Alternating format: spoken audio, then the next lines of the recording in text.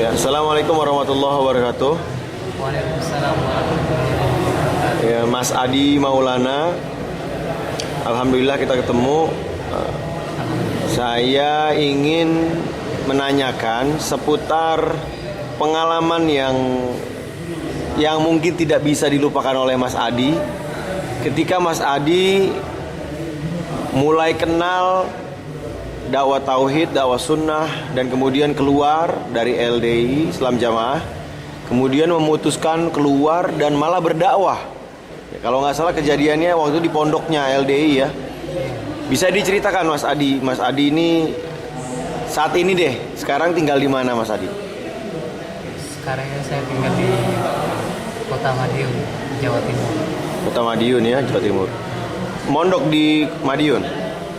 Enggak, Sudah berhenti, sudah selesai ya mondoknya ya? belum juga, cuman sementara mondok lagi. Cuti dulu. Oh, nah, taib. Tolong diceritakan kisahnya yang kemarin itu loh, yang sampean sempat digebukin habis-habisan di penjara di pondoknya LDI. Tolong ceritakan. Ya, awalnya sih tahun 2009 ya. Waktu itu selesai tugasan dari Ambon ya. Waktu itu saya kembali ke Kediri, ketemu dengan Pak Mauludin, ya salah satu guru saya dulu waktu mondok di sana, dan merupakan wali kelas lah. Dan waktu itu dia dalam keadaan sudah jabatan-jabatannya dicopot semua. Sudah dimurtadkan? Dimurtadkan. Waktu itu belum diumumkan. Saya tiba-tiba langsung tanya langsung sama beliau, apa sih permasalahannya kok jabatan-jabatannya dicopot semua. Akhirnya saya bertanya kepada beliau tentang ada 12 poin kita kenal. Dari situ saya mengetahui kalau ternyata Islam Jamaah ini tidak sesuai dengan yang dipahami oleh Nabi. Jadi banyak kejanggalan, Banyak penyimpangan ya? banyak penyimpangan. Waktu itu kebetulan saya mondok di LDI mengambil hadis Muslim sampai selesai selama 4 bulan. Mondok di mana kemarin itu? Mondok di Kediri. Kediri ya? 2009 mondok 9. hadis Muslim di Kediri. Kediri. Terus? Waktu itu saya sempatkan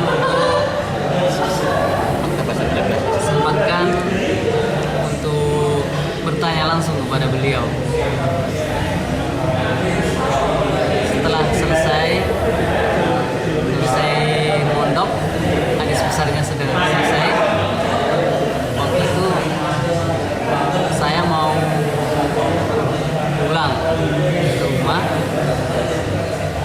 Ya, ini waktu itu masih tinggal di Palopo waktu itu. Waktu itu pulang, ketemu orang tua. Kemudian setelah ketemu dengan orang tua, balik lagi ke Pondok Kediri waktu itu. Itu tahun 2009 akhir, bulan September. Nah, setelah itu saya mencari tugasan waktu itu. Mencari tugasan, kemudian sama pengurus baliknya namanya Pak Ajis MT, saya ditempatkan di Madiun waktu itu. Iya. Nah, setelah di Madiun, saya ketemu dengan mantan Islam Jamaah, itu namanya Nur Iza. Oh iya, nah. Iza, Nanang, dan beberapa mantan Islam Jamaah di sana. Saya kemudian belajar dari mereka. Kemudian saya dikasih bantahan-bantahan tentang Islam Jamaah. Penyimpangannya menurut pemahaman. Ya, nah. Setelah itu karena merasa apa yang saya sampaikan selama ini adalah tidak benar. Yang seharusnya saya tugas selama setahun di situ, saya nggak betah jadinya. Jadi saya cuma tugas 2 minggu. Waktu itu langsung minta untuk sama imam kelompoknya sana untuk berhenti untuk tugas. Alasan saya waktu itu mau kembali ke Jambi. Akhirnya dia diizinkan sama imam kelompoknya. Dan saya ketemu Nur Iza waktu itu terakhir. Saya dikasih bantahan-bantahan lampu sebanyak berapa lembar itu. Kemudian amanatnya supaya disebarkan ke santri-santri Pondok Kediri. Masya Allah. Nyebarin bantahan magul di Pondok Kediri. Pondok Kediri, iya. Masya Allah. Setelah sampai di Kediri, waktu itu menjelang daerahan, kebetulan orang-orang yang dari luar Jawa itu kumpul di Kediri. Nah, waktu itu saya punya kesempatan Nyebarin. Bagi-bagikan ada 3 lembar yang saya bagikan, sempat saya bagikan. Baru ngebagi 3 lembar. Baru 3 lembar. Masya Allah. Setelah itu Jumat sorenya saya duduk-duduk di gedung Wali Barokah. Waktu itu saya dipanggil satpamnya, kemudian saya ditanya, katanya dipanggil sama Pak Suroso yang pimpinan satpam itu. Kemudian saya ditanya, apa kamu terpengaruh dengan Mauluddin? Waktu itu saya bilang tidak. Terus dia bilang, kalau ternyata dicek terus terbukti bagaimana? Saya bilang nggak apa-apa. Waktu itu langsung yang diincar adalah tas saya. Dibuka tasnya. Langsung dibuka tasnya.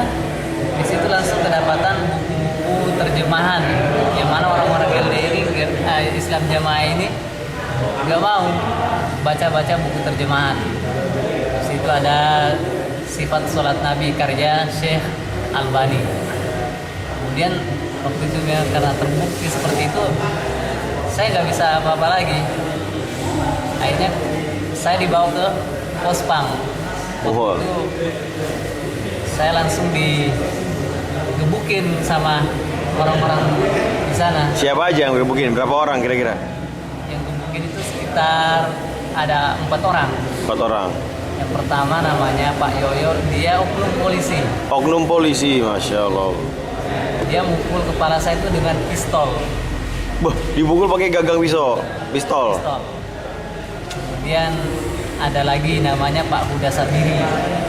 Pak Huda Sabiri. Dia salah satu pendekar Asad. Nah, kemudian ada lagi namanya keamanan, namanya Sapri. Hafal banget ya kayak ini. Kayak dendam apa enggak nih? Masya Allah. Namanya Sapri, anak keamanan dari Manado. Wah. Manado. Ingat terus nih sampai seumur hidup nih. Terus satu lagi ingat. Satu lagi keamanan Pondok. Tapi waktu itu saya nggak tahu namanya siapa. Masya Allah. Waktu itu dipukul terus, kemudian tetap diinterogasi. Kemudian HP saya diambil, kemudian dicek, di situ SMS berita terkirim. Waktu itu ada berita terkirim ke Nur Iza bahwa saya sudah menyebarkan 3 amplop yang berisi bantahan. Jadi Nur Iza tahu sampean di Pondok Kediri. Tahu dan sudah menyebarkan bantahan-bantahan ilmiah. Setelah dicek dan setelah melihat SMS yang berita terkirim itu, orang-orang sana sangat marah. Loh, kamu sudah menyebarkan 3 orang ya? Menyebarkan kepada 3 orang lagi ya? Waktu itu saya diam. Ini buktinya. Karena saya nggak bisa mengelak. Yang mengelak. Akhirnya siapa? Mana orangnya? Ya saya sebutin ada anak keamanan, ada balik tugasan, anak keamanannya 2. Kemudian dipanggil semua orangnya. Kemudian dikumpulkan,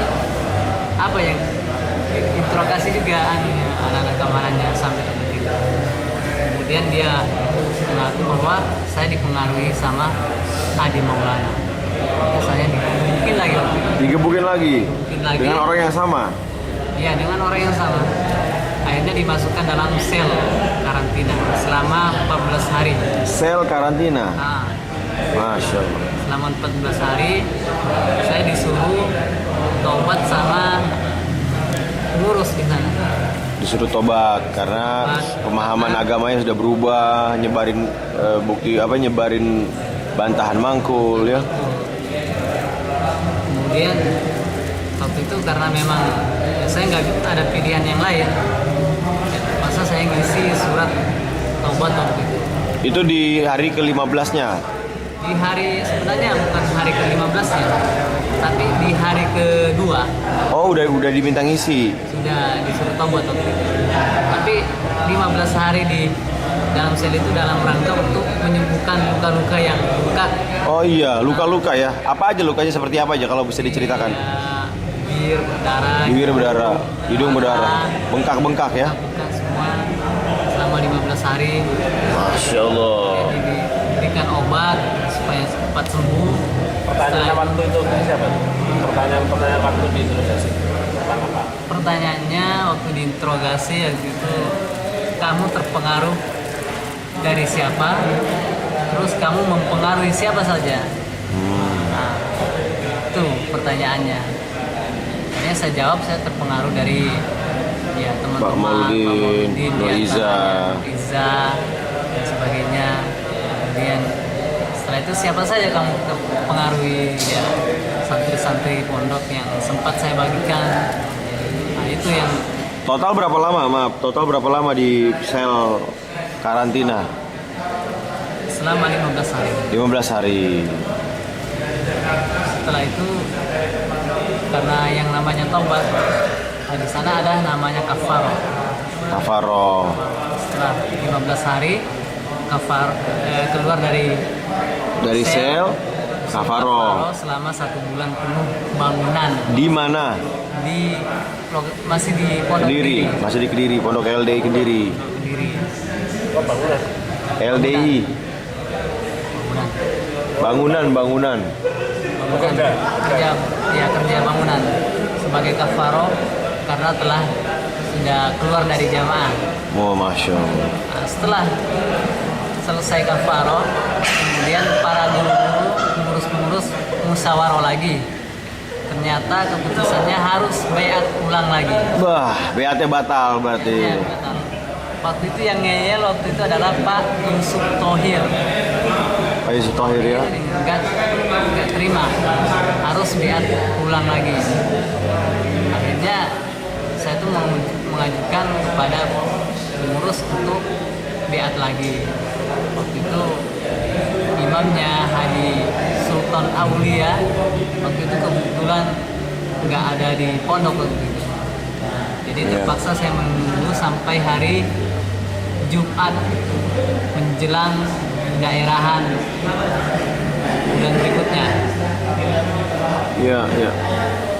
Setelah itu saya kemudian mengajukan, ternyata benar diterima. Diterima beatnya lagi. Diterima beatnya lagi. Bahkan saya salah satu orang yang beat khusus kepada Sultan Aulia Sendirian gitu. Sendirian. Masya Allah. sendirian. Hanya bertiga, yang satu penuntun beat, kemudian imamnya, kemudian saya sebagai rokyahnya beat lagi. Tergambar nggak waktu itu niatan Anda cuma untuk berpura-pura supaya bisa keluar dari Ya sebenarnya waktu itu Strategi aja ya. strategi aja, berpura-pura. Karena saya tidak punya pilihan yang lain. Saya mau kabur waktu itu nggak bisa, Gak bisa karena di penjara kan. karena di penjara. Lagi pula Jadi memang strateginya baiat, kemudian diterima sehingga bisa keluar ruangan keluar ruangan, dan kemudian kabur. kabur waktu itu. Nah, setelah 15 hari di penjara di Pondok LDI, kemudian 1 bulan menjadi kuli bangunan di proyeknya Masjid Pondok Pesantren LDI di Kediri. Apalagi yang dilakukan setelah itu? Setelah itu keluar ya, keluar dari lingkungan LDI dengan surat sambung. Kemudian Kemudian 2010 ada umroh di Jogja Bantul. Hah? Itu saya sempatkan ikut dan kemudian ketemu dengan mantan Islam jamaah waktu itu ya, dan saya curhat sama mereka dan diarahkan untuk sabar. Diarahkan untuk sabar ya. Kemudian setelah itu saya ketemu dengan ikhwan di sana. Saya dibawa ke Pondok Muntilan Jogja, di Jogja, Muntilan. Nah, selama waktu itu saya memang masih bingung juga mau mondok apa mau pulang waktu itu. Tapi karena memang tidak ada pilihan yang lain waktu itu, ya saya bertahan waktu itu. Bertahan, kemudian ya belajar lah selama kurang lebih 3 tahun ya. Iya. Setelah keluar dari LDI dan tidak pernah mau kembali lagi, kemudian mondok di Pondok Pesantren Ahlussunnah di Muntilan. Apa rasanya sekarang setelah keluar dari LDI? Alhamdulillah saya merasakan benar-benar suatu kebebasan ya, yang Merdeka ya? Merdeka beribadah secara ikhlas karena Allah, bukan karena takut imam atau takut kepada siapa-siapa. Dan merupakan suatu kenikmatan yang luar biasa. Ada rasa lega ya. Lega. Apa Mas Adi ini masih menyimpan dendam sama 4 orang ini? Apa Mas Adi yang Mas Adi rasakan atau keinginan apa yang Mas Adi inginkan kepada 4 orang ini? Ya, seandainya mereka dengar dia. Ya mudah-mudahan Allah memberikan petunjuk kepada mereka. Sebenarnya dari diri saya sendiri itu tidak dendam. Nggak dendam. Saya merasa kasihan dengan mereka yang masih terjerat dalam doktrin Islam jamaah yang menyesatkan, kemudian dengan begitu dia akhirnya terjerumus dalam pemahaman takfiri yang mengkafirkan orang-orang di luar jamaah mereka. Itu yang sangat fatal akibatnya. Semoga mereka dapat hidayah ya. Semoga mereka mendapatkan hidayah. Terus Mas Adi udah keluar, Mas Adi bisa mendoakan mereka, kemudian Mas Adi mondok. Ada nasihat buat warga-warga jamaah LDI yang masih di LDI sekarang, silakan.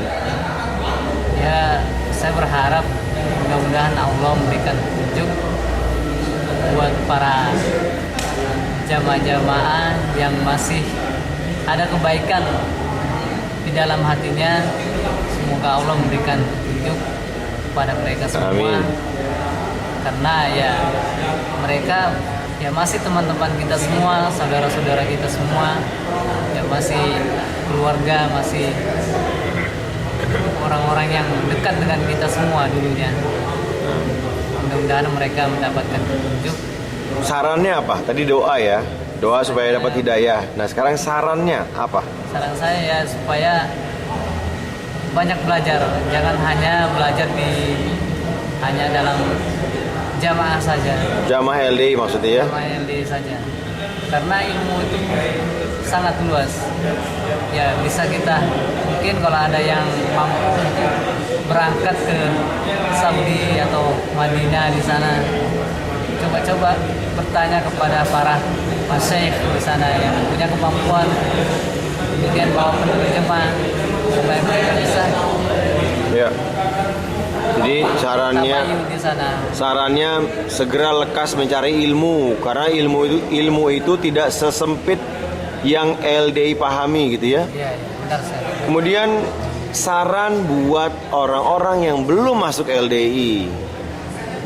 Saran saya bagi teman-teman yang belum masuk LDI supaya jangan masuk di sana dan supaya membekali diri dengan banyak belajar ilmu Islam yang benar, yang sesuai dengan pemahaman para sahabat salafus soleh.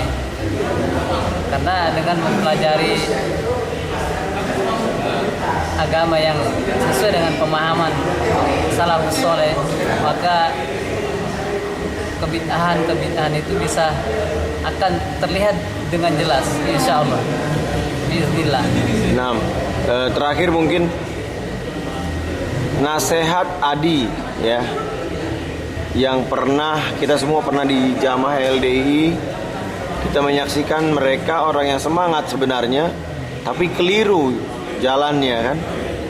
Apa nasihat Adi buat orang-orang yang sudah tahu al-haq yang ada di dalam Jamaah LDI tapi terus pura-pura nggak tahu atau mungkin menutup-nutupi al-haq, sehingga jamaahnya itu nggak pernah dikasih informasi yang benar, selalu disimpang siurkan.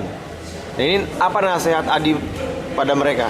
Saya menasihatkan supaya mereka itu bertakwa kepada Allah dan harus banyak belajar ilmu yang bermanfaat, yaitu ilmu Islam yang sesuai dengan pemahaman para sahabat, dan harus banyak merenung bahwa yang namanya manusia itu akan mempertanggungjawabkan segala perbuatannya di hadapan Allah Subhanahu wa Ta'ala. Dan kita sebagai manusia semua akan mati. Nah, kalau kita masih tetap menyembunyikan al-haq, lalu bagaimana pertanggungjawabannya nanti di hadapan Allah Subhanahu wa Ta'ala? Yang mana kalau hanya gara-gara dunia, insya Allah kalau kita benar-benar mencintai Allah, insya Allah akan Allah memberikan jalan keluar. Itu saja, insya Allah. Jazakallah khairah. Ya, semoga Allah memberikan kita semua, khususnya Mas Adi, istiqomah alal haq ila husnil khatimah.